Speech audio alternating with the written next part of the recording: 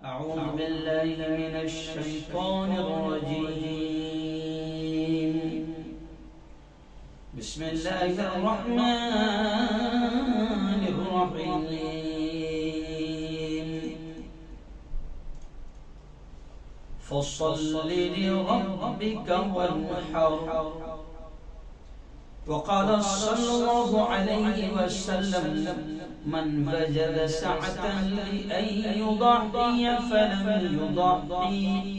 فلا يقربن مصلانا أو كما قال عليه الصلاة والتسليم۔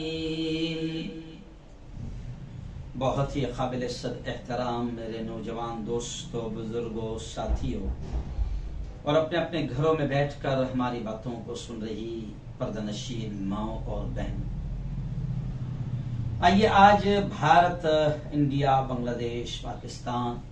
ان تمام ملکوں میں 9 ذی الحجہ ہے اور آئندہ کل عید ہوگی، عید الاضحیٰ کی ہم لوگ نماز ادا کریں گے۔ اور یہ جو پورے 10 دن گزرے ہیں، ہم نے ہر دن آپ تک قربانی کے تمام مسائل کو آپ تک پہنچایا، جانوروں کی عمر کیا ہو، جانور کیسے ہو، قربانی کن پر واجب ہے، یہ تمام چیزیں تفصیلات آپ کے سامنے بڑی محنتوں سے ہم نے پیش کی، ثواب کی نیت سے۔ اس لیے آپ سے بھی کہتے ہیں کہ آپ بھی ثواب کی نیت سے ان تمام باتوں کو آگے تک پہنچا دیں۔ اگر کسی کا بھی عمل صحیح ہو جائے گا، قربانی صحیح ہو جائے گی، یہ سن کر سمجھ کر، تو اس کا ثواب آپ کو بھی ملے گا۔ تو آئیے، آج آخری دن ہے، آج میں بتانا چاہتا ہوں کہ قربانی کا طریقہ کیا ہے۔ تو آئیے قربانی کا سب سے پہلے طریقہ سمجھ لیجئے کہ قربانی کا طریقہ یہ ہے کہ جانور کو قربانی کرتے وقت اس طرح لٹائے کہ اس کا منہ قبلے کی طرف ہو، کعبہ کی طرف ہو۔ جیسے ہم نماز میں ہمارا منہ کعبے کی طرف کرتے ہیں، قبلے کی طرف کرتے ہیں، تو جانور کو بھی جب لٹا رہے ہیں آپ ذبح کرنے کے لیے، تو اس کا بھی منہ، اس کا بھی جو چہرہ ہے وہ قبلے کی طرف ہو۔ اور جب لٹا دیں تو پھر یہ دعا پڑھے، انی وجہت وجہی للذی فطر السماوات والارض حنیفا وما انا من المشرکین۔ ایک بار اور سنو، انی وجہت وجہی للذی فطر السماوات والارض حنیفا وما انا من المشرکین، إن صلاتي ونسكي ومحياي ومماتي لله رب العالمين لا شريك له وبذلك أمرت وأنا أول المسلمين اللهم منك ولك۔ یہ دعا پڑھیں۔ کیا ہوتا ہے اس کا تھوڑا سا مطلب بھی سمجھ لیں۔ اس دعا کا مطلب ہوتا ہے میں سب سے کٹ کر اپنی توجہ اس ذات کی طرف کرتا ہوں جس نے آسمان و زمین کو پیدا کیا، جی ہاں، اور میں مشرکوں میں سے نہیں ہوں۔ اللہ کا شکر ہے کہ اللہ نے ہم کو مشرک نہیں بنایا، اللہ نے کفر کے گھرانے میں پیدا نہیں کیا، جی ہاں۔ پھر میری نماز، میرا حج، میرے قربانی، میرا مرنا، میرا جینا سب اللہ کے لیے ہے جو سارے جہاں کا مالک ہے اور اس کا کوئی شریک نہیں، اور مجھے اسی چیز کا حکم دیا گیا اور میں فرما بردار ہوں اور میں فرما برداروں میں سے ہوں۔ جی آپ نے قربانی کا پورا واقعہ سنا کہ ابراہیم اور اسماعیل نے کیسے اللہ کے حکم پر عمل کیا اور فرما برداری کا ثبوت دیا۔ پھر آخری جملہ کیا ہے؟ اللہم منک ولک، اے اللہ یہ تیرا ہی عطیہ ہے، یعنی جو میں جانور ذبح کرنے جا رہا ہوں یہ بھی تیرا عطیہ ہے، اگر تو مجھے طاقت نہ دیتا تو میری کہاں طاقت تھی، تو یہ تیرا ہی عطیہ ہے اور تیرے ہی لیے ہے۔ یہ دعا پڑھے، اور یہ دعا پڑھنے کے بعد اب بسم اللہ اللہ اکبر کہہ کر چھری گردن پر پھیر کر ذبح کر دے، جی ہاں، گردن پر پھیر کر ذبح کر دے۔ اب چھری پھیر کر فوراً الگ نہ ہو جائے، جیسے لوگ پٹ کر کے الگ ہو جائے، خون تو نہیں اڑ رہا ہے، الگ نہ ہو جائے، بلکہ پوری طرح ذبح کرے، کیونکہ اس میں بھی مسئلہ ہے کہ جانور کی گردن میں 4 رگیں ہوتی ہے، ان میں سے 3 رگوں کا کٹ جانا ضروری ہے۔ اگر صرف 2 رگیں ہی کٹی تو یہ جانور مردار ہوگا، اور جو لوگ قربانی کرتے ہیں ان کو چھری لگا کر علیحدہ الگ نہیں ہونا چاہیے، بلکہ پوری طرح سے ذبح کرنا چاہیے۔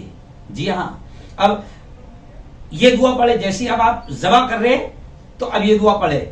پہلے یہ جو دعا جو میں نے بتائی پہلے یہ پڑھے، اور اب جب ذبح آپ نے کیے،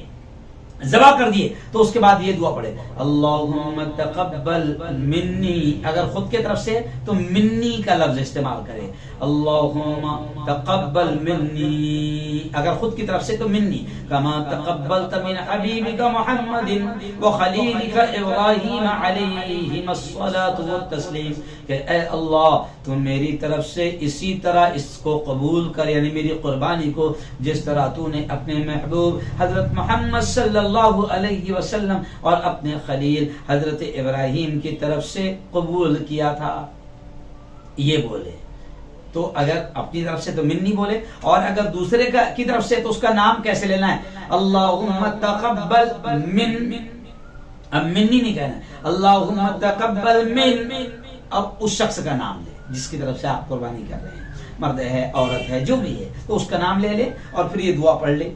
ہے نا۔ اچھا ایک بات یاد رکھیں کہ اب یہ دعا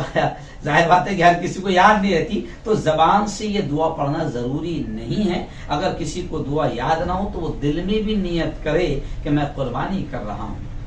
تو اس کی قربانی ہو جائے گی۔ بس اتنا جملہ یاد رکھیں کہ ذبح کرتے وقت بسم اللہ اللہ اکبر کہہ کے ذبح کرے،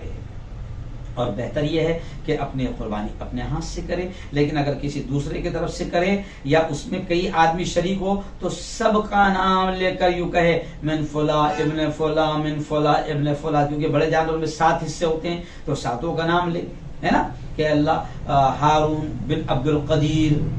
ہے نا، پھر فلا جتوں کے نام ہے اتنے کے نام لے، تو اس طریقے سے یہ قربانی کریں۔ اب اس میں ایک بات یاد رکھیں کہ جانور کی، جیسے میں نے کہا کہ جانور کی گردن میں 4 رگیں ہوتی ہے، کم سے کم 3 کا کٹنا ضروری ہے۔ اسی طریقے سے یہ بھی مسئلہ اس میں یاد رکھے کہ اگر کسی نے جان بوجھ کر بسم اللہ اللہ اکبر کہنا جان بوجھ کر چھوڑ دیا تو وہ جانور حرام ہو جائے گا، لیکن ارادہ تھا پڑھنے کا مگر ذبح کرتے وقت بھول گیا تو پھر جانور حرام نہیں ہوگا۔ بہت اہم مسئلہ ہے۔ ایسے ہی کند چھری سے ذبح کرنا مکروہ ہے، چھری کو اچھی طریقے سے تیز کر لے، اور جب تک جانور کی جان نہ نکل جائے اس کی کھال نہ کھینچی جائے۔ خاص طور سے میں کسائیوں سے یہ کہوں گا، جی ہاں، کہ جب تک کہ پوری طریقے سے جان نہ نکل جائے اس کی کھال نہ کھینچی جائے، ورنہ کسائی یہ کرتے ہیں کہ ان کو پھٹافٹ نپٹا کے، اس دن کمانے کا سیزن کا دن رہتا ہے تو پھٹافٹ جانور کی کھال، اس کی روح پوری طریقے سے جان نکلنے سے پہلے کھینچنا شروع کر دیتے ہیں، تو یاد رکھو پھر اللہ کھال کھینچے گا۔ تو جانور پر بھی رحم کی تعلیم ہم کو دی گئی ہے، اور اس کا گلا نہ کاٹا جائے پوری ایسا الگ، اور نہ اس کو تڑپنے کے لیے چھوڑ دیا جائے، بلکہ اس کو جان نکلنے تک پکڑے رہنا چاہیے۔ ایسا نہیں کہ بس ذبح کر دیا اس کو چھوڑ دیا اور وہ بالکل تڑپ رہا ہے، ہاتھ پیر مار رہا ہے، تڑپ رہا نہیں، پکڑے رہنا چاہیے، ہے نا۔ تو اس طریقے سے یہ قربانی کا طریقہ ہے۔ میں آپ سے گزارش کروں گا کہ آپ تمام لوگ اس قربانی کے طریقوں کو دوسروں تک بھی پہنچا دیں تاکہ اس کا ثواب آپ کو بھی ملے۔ اگر ہمارے ویڈیوز آپ کو پسند آ رہے ہوں تو لائک، کمنٹ اور شیئر کریں، اور مزید نئی ویڈیوز کے لیے ہمارے چینل دعوت میڈیا کو سبسکرائب کریں اور بیل آئیکن پر کلک کریں۔